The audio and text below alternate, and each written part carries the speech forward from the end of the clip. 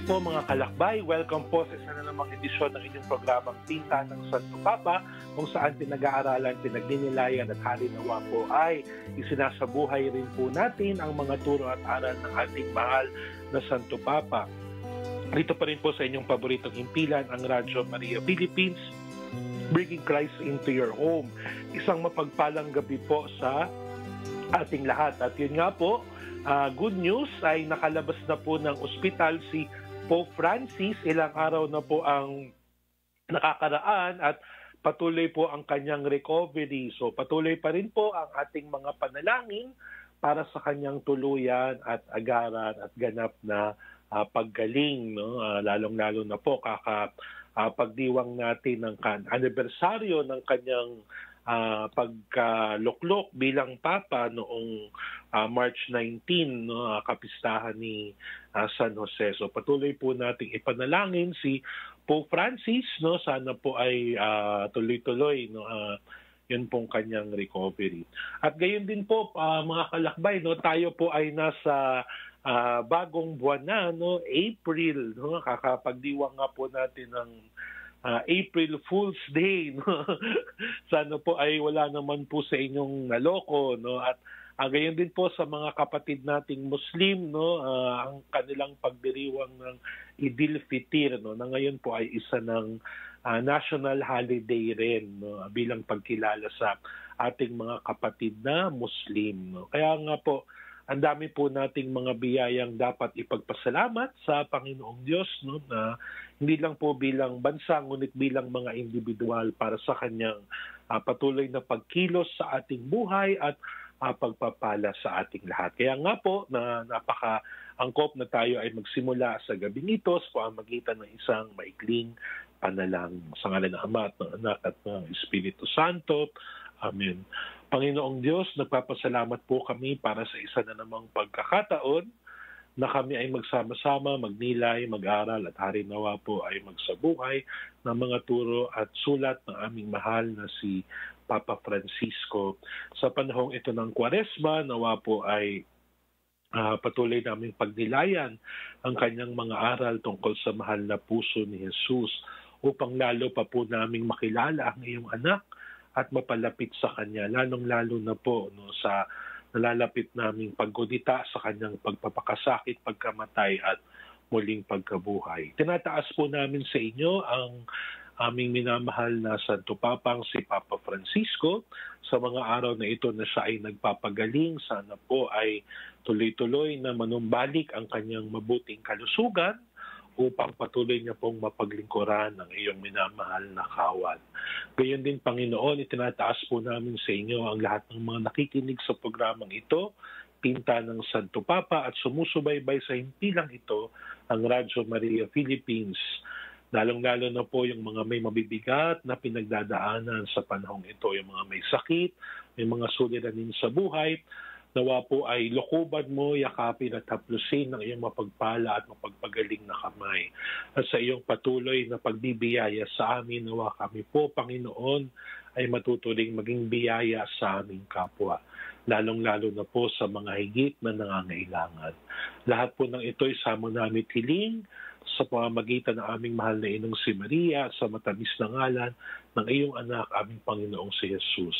Amen. Aba, Ginoong Maria, napupuno ka ng grasya, ang Panginoong Diyos ay sumasa iyo. Bukod kang pinagpala sa babaeng lahat, at pinagpala naman ang iyong anak na si Jesus. Santa Maria, Ina ng Diyos, ipanalangin mo kaming makasalanan, ngayon at kung kami mamamatay. Amen. Sa ngalan ng Ama at ng Anak at ng Espiritu Santo. Amen. So, yun nga po, mga kalakbay, no?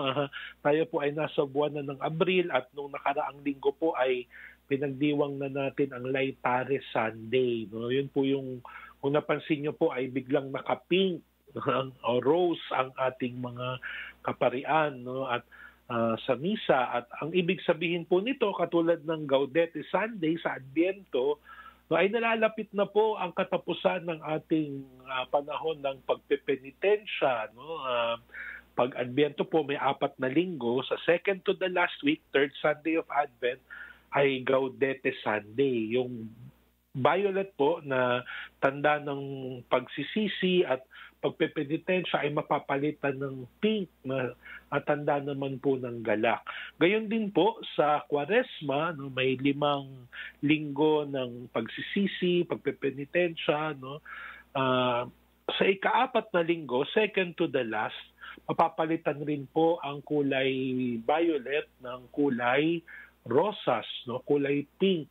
Tanda po na nalalapit na po ang pagtatapos ng panahon ng Kwaresma, no, at nalalapit na po ang pagdiriwang natin sa muling pagkabuhay. So, 1 linggo na lang, pagkatapos po noon ay linggo na ng palaspas, no? At tayo po ay papasok na sa tinatawag po nating mga mahal na araw. At napakaganda po na kasabay ng ating paghahanda sa mga mahal na araw ay pinagninilayan po natin ng taimtim itong pinakabagong encyclical, pang-4 na encyclical ni Papa Francisco na walang iba kundi ang Dilexit Nos, no, tungkol sa pag-ibig ng mahal na puso ni Jesus.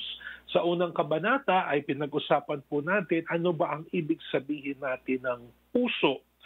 No, at sa filosofiya po at maging sa ating wikang Pilipino, no, kahit saan po, no, sa ating karanasan, pag sinabi nating puso, ito po ay tumutukoy sa pinakasentro ng isang tao, no. Kaya nga pag sinabi nating wala kang puso, no, yun po ay napakasakit na salita. Pag sinabi nating buong puso o taos-puso, yun po ay napakagandang pakinggan, no?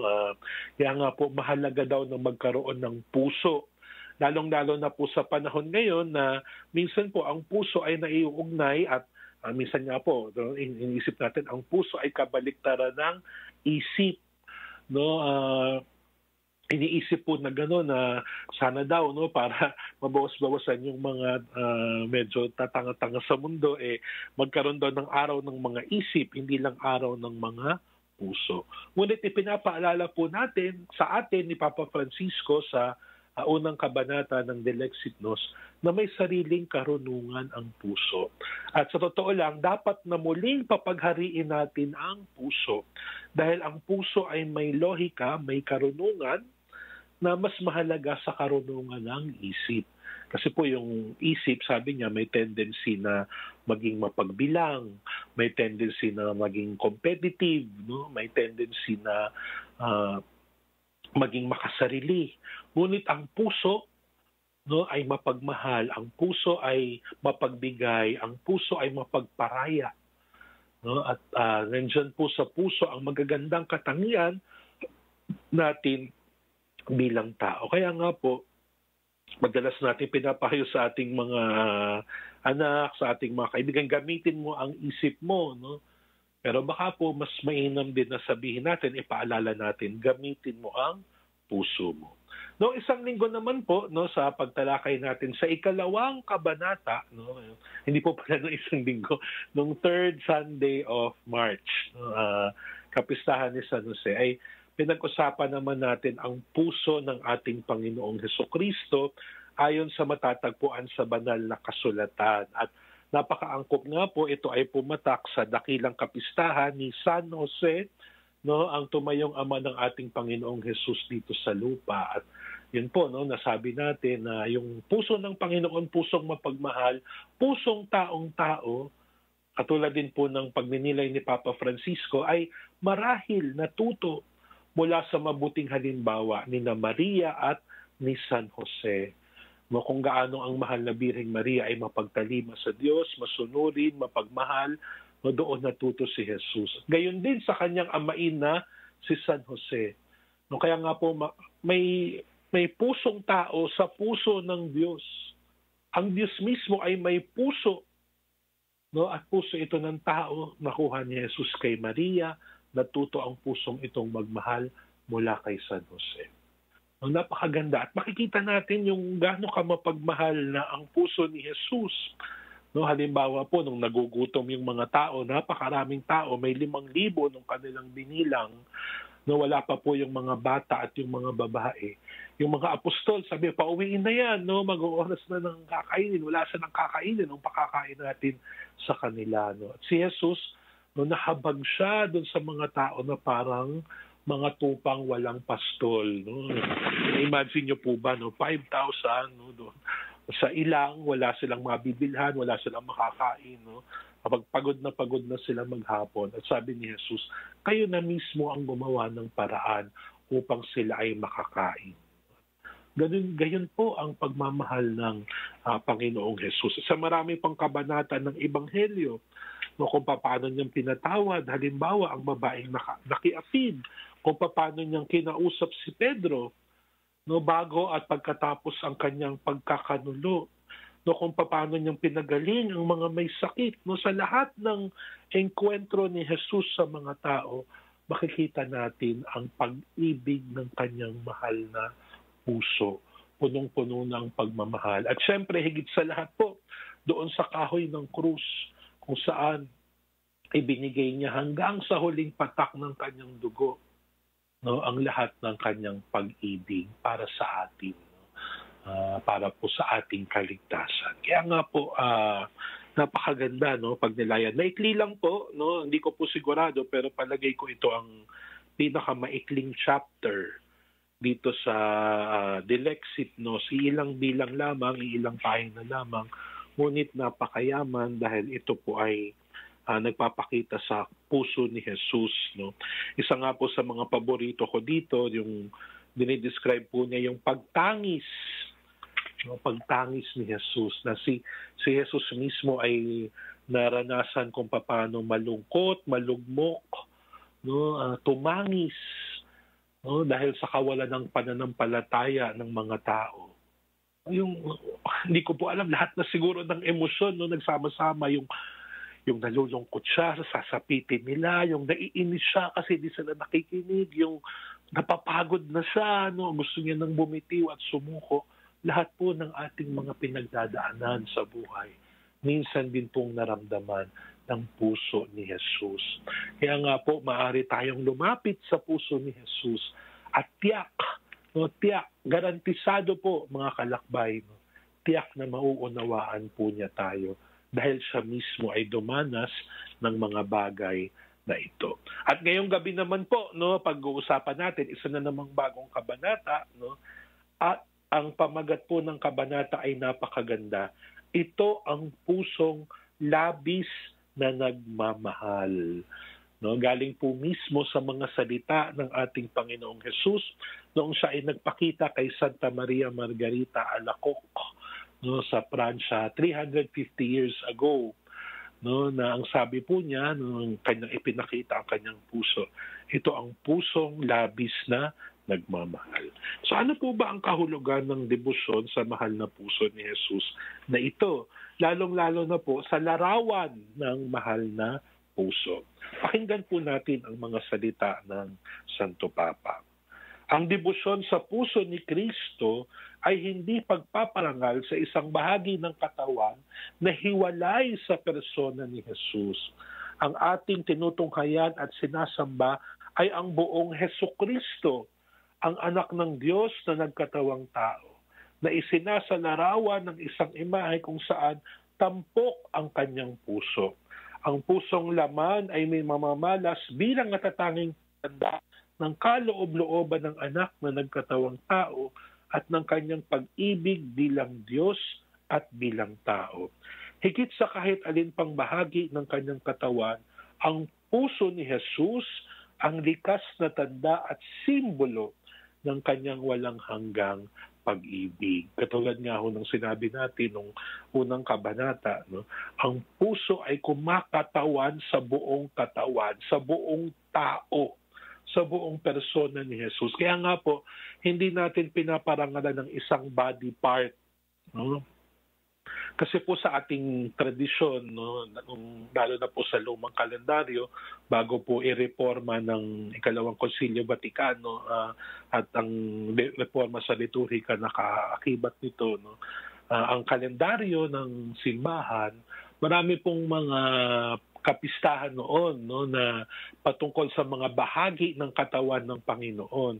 Halimbawa po, merong Corpus Christi, meron pang Sanguis Christi, no, yung Feast of the Precious Blood, merong Holy Face, merong ano pa po bang mga bahagi ng katawan, no? O yan, Sacred Heart, no? Para bang isa siya sa mga bahagi ng katawan ni Kristo, no?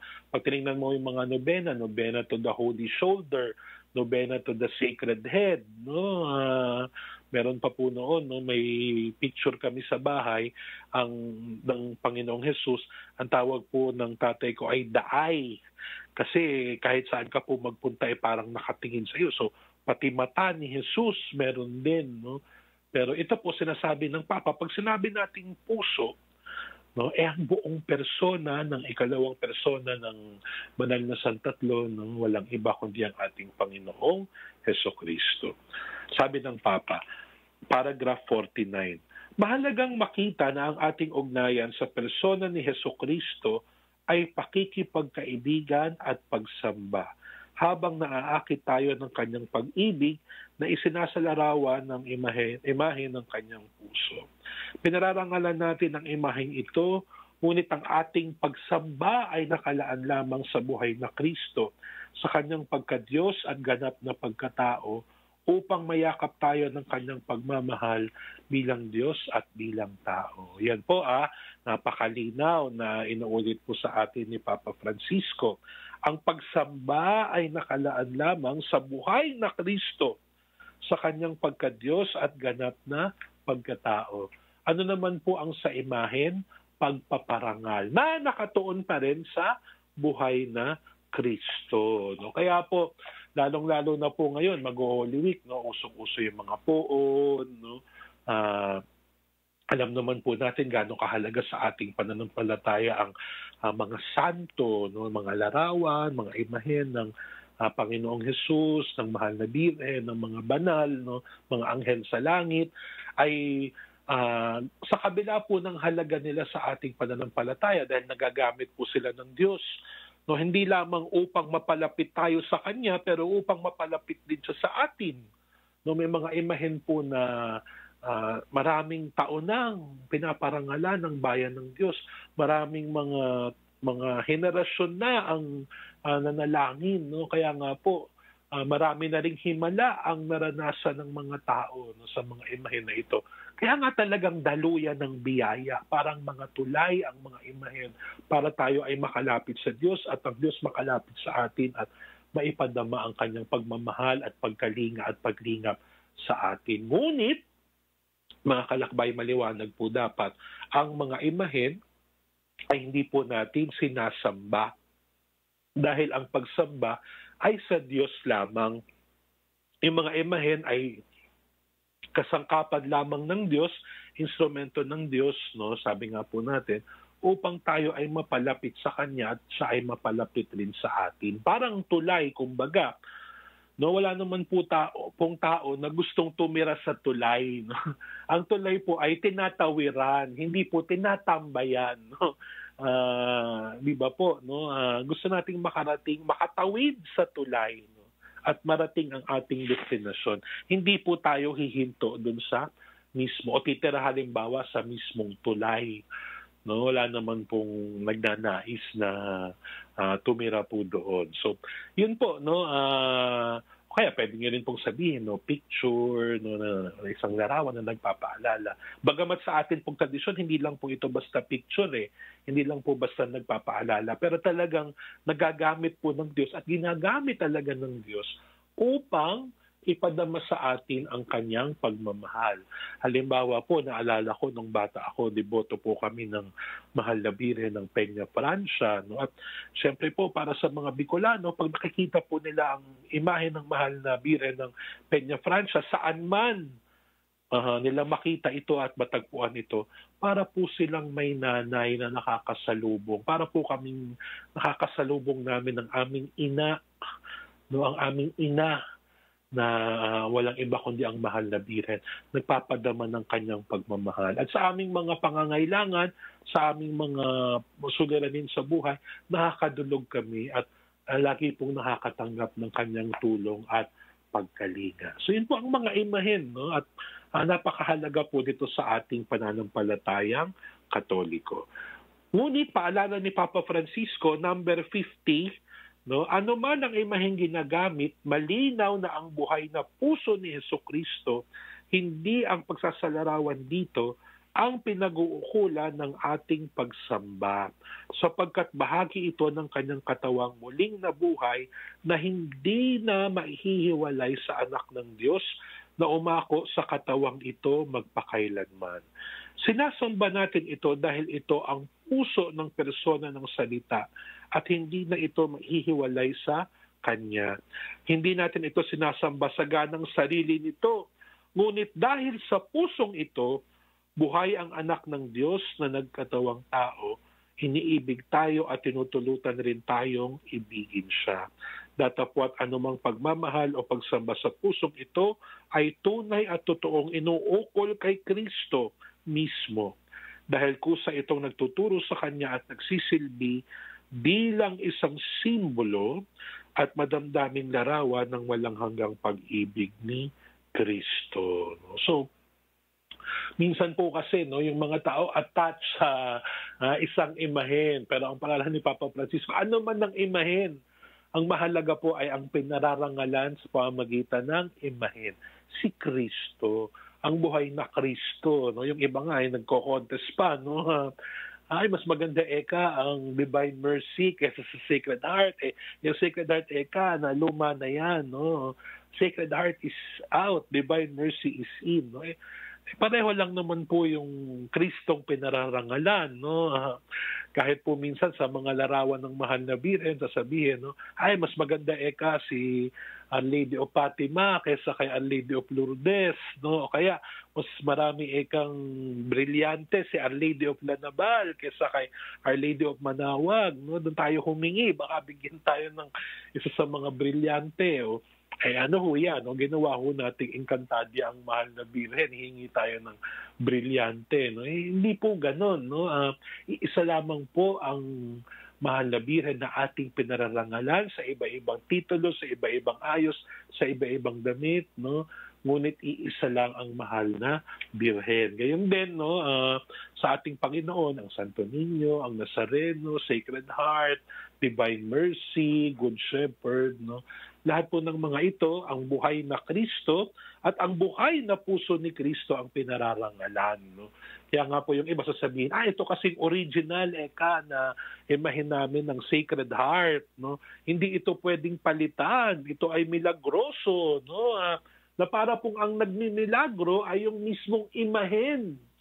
At gayon din sa mahal na birhen, sa mga santo. Ito ito ang original na Peña Francia nung panahon pa ni Fray Miguel de Covarrubias. Ito yung Lanabal na nung panahon na tayo sinasakop ng mga Olandes, ay dinasalan ng ating mga ninuno. Ito ang original na Manawag na noong panahon noon pa ay nakadambana na sa Pangasinan, yung nasa iyo ay replica lamang yan, mas makapangyarihan ang original, yan ay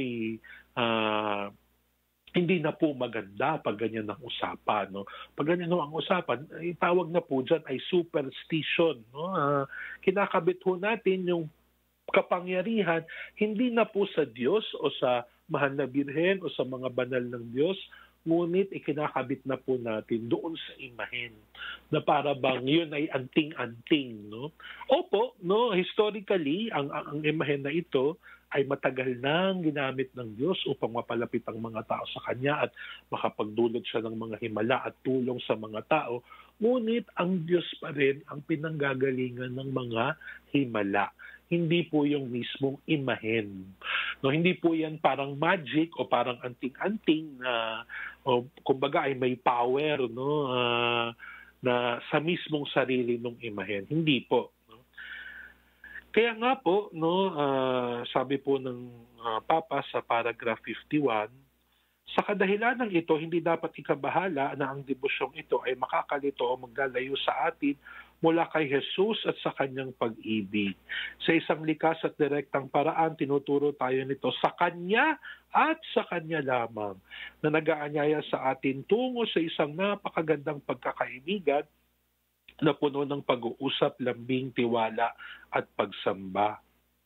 Ang Kristong nakikita nating sinasalarawan ng may sinibat at nag-aapoy na puso, ang parehong Kristo na dala ng pagmamahal sa atin ay isinilang sa Belen, naglakbay sa buong Galilea na nagpapagaling ng mga may sakit, yumakap sa mga makasalanan, nagpakita ng habag, at siya ring Kristo na umibig sa atin hanggang wakas habang inuunat ang kanyang mga bisig sa krus at pagkatapos ay nabuhay na maguli at ngayon ay nabubuhay sa ating piling sa kaluwalhatian. No? Kasi po may mga kritiko po ng mga debosyon na nagsasabi, hindi naman yan yung Kristo na nagkatawang tao dito sa lupa. No? Bakit yan? Halimbawa, Sacred Heart. No? Madalas po pinapakita rin na Christ the King, nakita ang puso, no? May korona, nakaluklok sa trono. Hindi naman lumuklok sa trono si Kristo nung siya ay nasa lupa. Hindi naman nagsuot ng korona si Kristo nung siya ay nasa lupa. No? Hindi naman niya nilabas ang kanyang puso. Ang puso ay nasa loob. No? Nung siya ay nabubuhay sa lupa. Opo, no, totoo po yan. Hindi naman po nagsuot ng korona, lumuklok sa trono, o naglabas ng puso ang Panginoong Yesus. Ngunit ito po ay isang artistic representation. At hindi lang po basta artistic representation dahil ang Panginoong mismo po ang nagpakita, sabi nga po natin, 350 years ago, kay Santa Maria Margarita Alacoque. No, so hindi po ito artistic representation na galing sa imahinasyon ng isang alagad ng sining, no, isang pintor o isang manlililok. No, ito po ay isang larawan ni Kristo na siya po mismo ang nag-endorso sa atin. Siya mismo ang nagturo sa atin na ito ay parangalan natin. No? As a matter of fact, mga kalakbay, no, ang larawan po ng mahal na puso ni Jesus ay may kaakibat na pangako mula sa ating Panginoong Jesus na saan man ito parangalan, no, saan mang lugar na pinararangalan, dinadambana ang larawan ng mahal na puso ni Jesus, ay mananatili ang kanyang pagpapala, no, sa mga taong naroon. No? Kaya nga po, hindi po ako nagbebenta ng imahe ng sa mahal na puso. Hindi po ako ahente dito, pero napakainam ho na magkaroon po tayo ng kahit pa simple. No? Sabi nga ni Pope Francis, hindi naman mahalaga kung anong klaseng imahen, no? Yung imahen ba ninyo ay ivory, yung imahen ba ninyo ay kahoy, yung imahen ba ninyo ay fiberglass, yung imahen ba ninyo ay galing lamang sa lumang kalendaryo na inyong idinikit, basta imahen. No? At basta nagdadasal tayo at pinararangalan natin yung ipinapakita dun sa imahen, yung nilalarawan ng imahen, yun po ay magandang debosyon sa mahal na puso ni Jesus. At pangako po ni Jesus, hindi ko po ito pangako, no, pangako po ni Jesus, ang lahat ng mga lugar kung saan pinararangalan ng kanyang imahen, mananatili doon ang kanyang pagpapala. Sabi pa po ni Pope Francis, paragraph 52, bagamat ang imahen ni Kristo at ng kanyang puso ay hindi pinagtutuunan ng pagsamba sa ganang sarili nito, hindi rin naman ito isa lamang sa maraming posibleng imahe. Hindi ito inisip sa isang mesa o dinisenyo ng isang alagad ng sining. Ito ay hindi simbolong katang-isip lamang, ngunit isang tunay na simbolong nagsasalarawan sa sentro, sa bukal kung saan bumalong ang kaligtasan para sa buong sangkatauhan. No? Sabi ko nga, no, hindi ito imagination, no, ng isang artist na bigla naisip, mapagmahal si Kristo, pakita ko kaya na nakikita yung kanyang puso. No? Hindi po ganon, mga kalakbay. No? Si Kristo mismo ang nagpakita ng kanyang puso kay Santa Maria Margarita. Sabi niya, behold the heart. No? Masdan mo ang puso. Ang pusong labis na nagmamahal sa sangkatauhan. Kaya nga po, no, yun po yung maganda sa Sacred Heart. Pag pinagmamasdan ho natin ang mahal na puso ni Jesus, ang larawan ng mahal na puso ni Jesus, sinusunod natin yung utos ng Panginoong Jesus kay Santa Maria Margarita. No? Behold the heart. Pagmasdan natin ang puso, ang pusong labis na nagmamahal sa sangkatauhan. Sino ba po ba ang sangkatauhan? Tayo ho iyon. No? Ang pusong labis na nagmamahal sa atin. In other words, no, behold the heart which has loved so much. Sino yung mahal ng heart? Tayo po. ikaw at ako, no? Pagmasdan natin ang pusong nagmamahal sa atin ng wagas, no? At sabi po ni Papa Francisco, salamat sa pangkahalatang karanasan ng tao, ang imahe ng puso ay bukod tangi sa lahat. Sa kahabaan ng kasaysayan at sa iba't ibang panig ng daigdig, ito ay naging simbolo na ng personal na pagmamahal, paglalambing, pagiging laan sa isa't isa at kakayahang umibig. Lampas sa lahat ng siyentipikong pagpapaliwanag, ang isang pusong nakapatong sa puso ng isang kaibigan ay tanda ng natatanging pagmamahal. Kapag nahuhulog sa isa't isa ang dalawang tao at lumalapit sila sa isa't isa, mas bumibilis ang tibok ng kanilang puso. Kapag tayo ay iniiwan o niloloko ng taong mahal natin, nalulugmok ang ating puso. Gayon din naman kung may sasabihin tayong napaka-personal, madalas nating sabihin na sasalita tayo mula sa puso, no? Title pa nga po yan ng telenovela dati, di ho ba, no?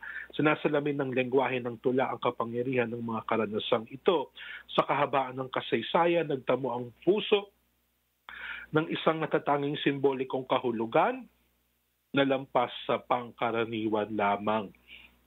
Kung gayon, mga kalakbay, hindi katakataka na pinili ng simbahan na gamitin ang imahe ng puso upang isalarawan ang pag-ibig ni Hesukristo bilang tao at bilang Diyos at ang kaibuturan ng kanyang persona. Gayunpaman, bagamat ang larawan ng isang pusong nag-aapoy ay isang madamdaming simbolo ng nag-aalab na pag-ibig ni Hesukristo, mahalaga na ang pusong ito ay huwag ipakita ng hiwalay sa Kanya. Sa ganitong paraan, ang Kanyang paanyaya tungo sa isang personal na ugnayan ng pakikipagtagpo at dialogo ay magiging mas makabuluhan. Ang kapitapitagang larawan na nagpapakita kay Kristo na hawak ang Kanyang mapagmahal na puso ay nagpapamalas rin sa Kanya na direktang nakatingin sa atin at inaanyayahan tayo sa pakikipagtagpo, pakikipag-usap at pagtitiwala.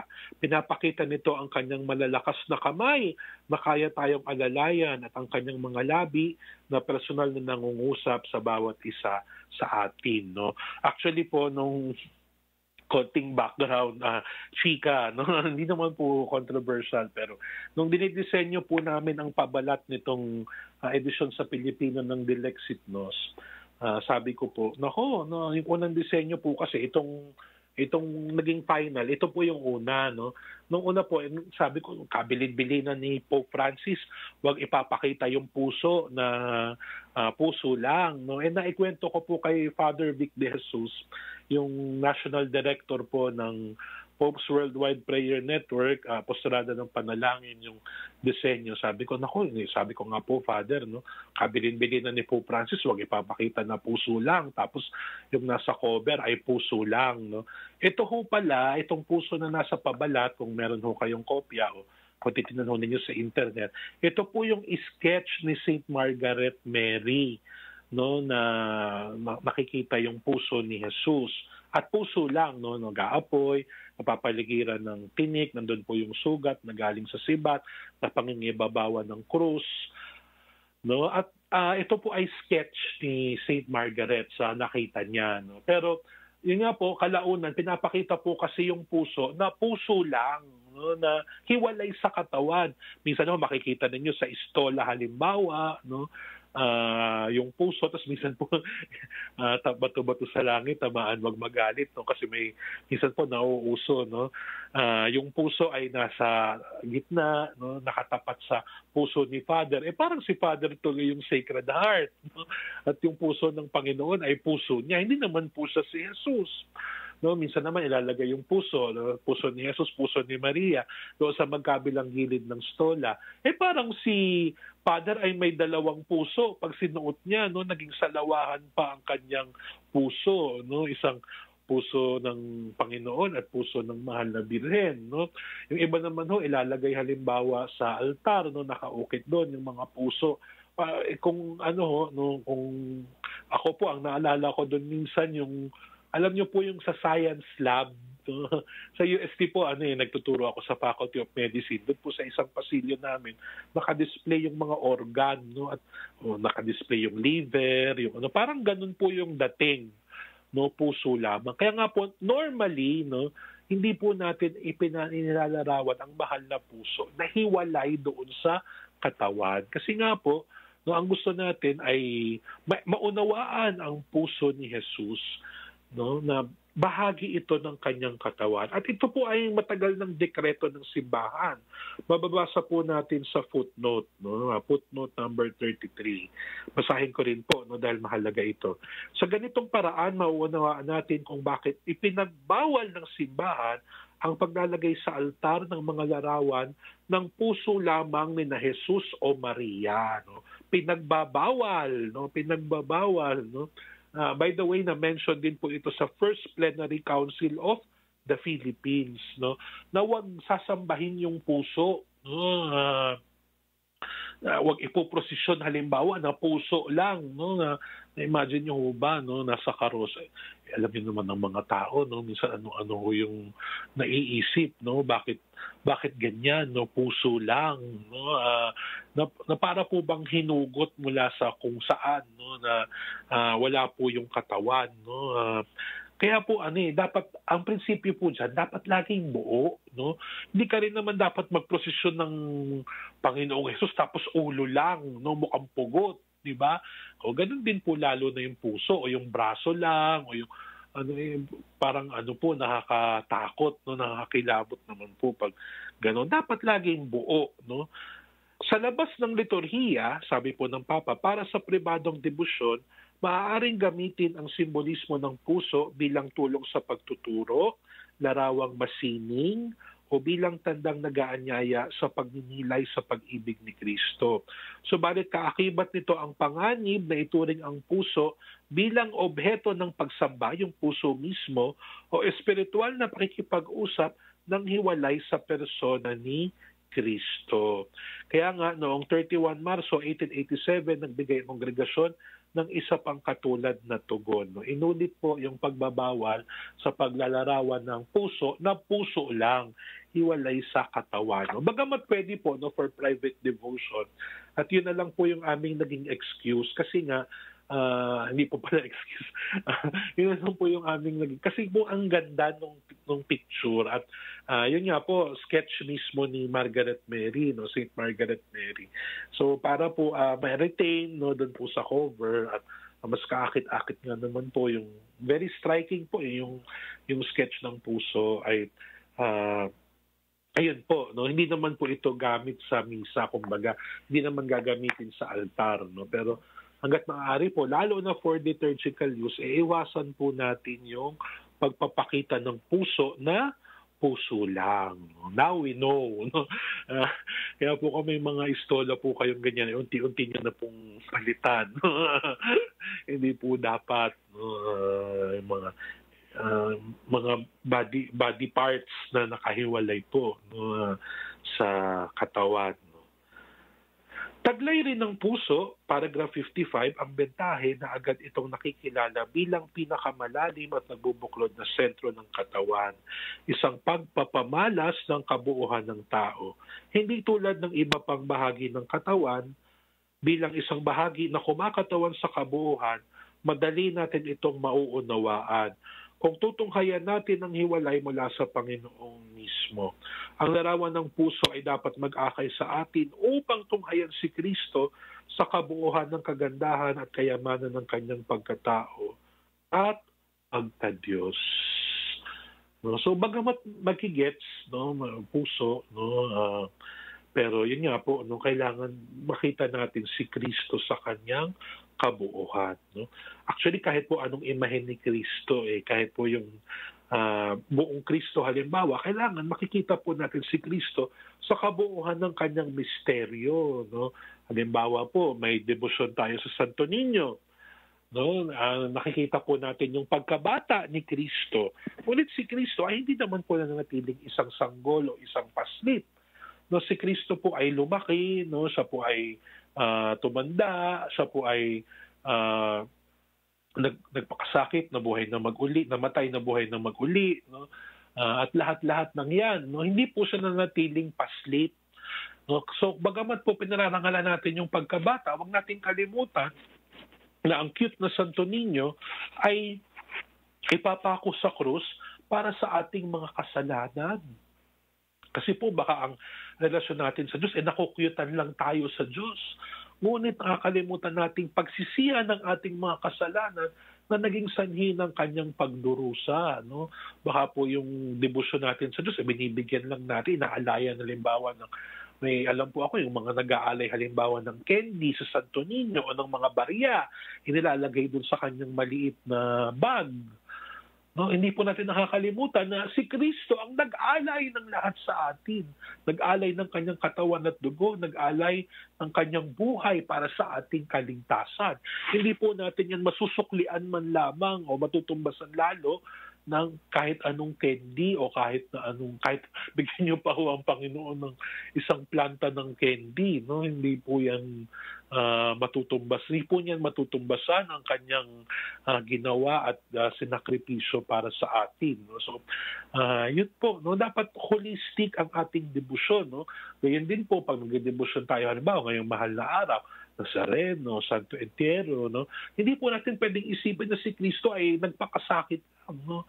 Dapat kasama po dyan sa pagsasaalang-alang natin, itong Kristo na nagpakasakit ay mabubuhay na mag-uli. No? Andyan po yung passion, pero andyan din po yung resurrection. Kaya nga po, no, nagdadalamhati tayo, pero ngayon pa man ay puno na ang ating mga puso ng pag-asa. No? Napakaganda pong pagnilayan yan, lalong-lalo na po at papalapit na ang Holy Week. No? Palagay ko po ay Holy Wednesday na yata yung ating next episode. Pero ngayon pa lang, no, isipin nyo na po. No? Kaya nga po para sa isang Kristiyano, isang Katoliko, ang krus ay isang bagay na ipinagdiriwang. Ang pagpapakasakit ng Panginoon at pagkamatay ng Panginoon sa liwanag ng kanyang muling pagkabuhay ay isang bagay na kaya po nating ipagdiwang. No, pag tiningnan niyo po sa misal, no, ano po yung titulo ng liturhiya sa Biyernes Santo? Pagdiriwang ng pagpapakasakit ng Panginoon. Saan ka nakakita ng ganyan? Pagpapakasakit, ipinagdiriwang. Posible lamang po yan sa liwanag ng muling pagkabuhay.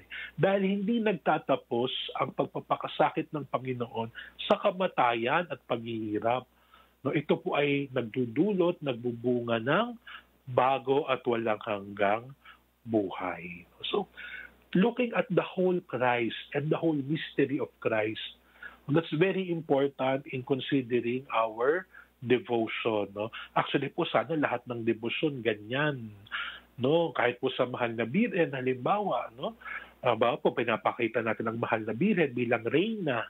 No, dito po sa aking kwarto, ang aking pong imahen ng mahal na Birhen ay mahal na Birhen ng Manawag, no? Santo Rosario, kitang-kita po siya bilang reyna. Ngunit ang reyna na ito, na ngayon po ay naghahari kasama ni Jesus sa langit, no?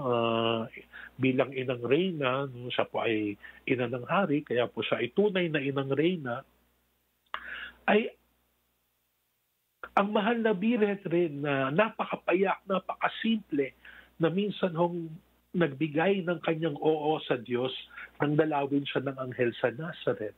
Ang mahal na Birhen na ito na nararamtan ng ginto ay minsan hong naramtan ng damit panluksa, no, ng kanyang danasin at sapitin ang napakatinding hirap na maranasang makita at mapanood pa, no, ang kanyang anak na unti-unting nauupos, namamatay sa krus.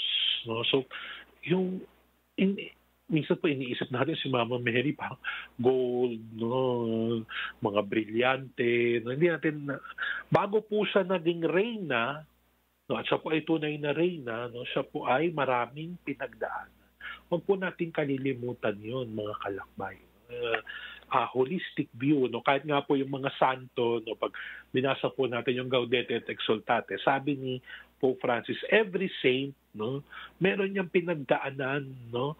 Hindi natin titingnan lang yung kumbaga na parang perpekto, no. Ang bawat santo ay isang kwento kumbaga, no. Nariyan po yung kanyang mga pagsubok, mga kahinaan, no, lahat po ng kanyang mga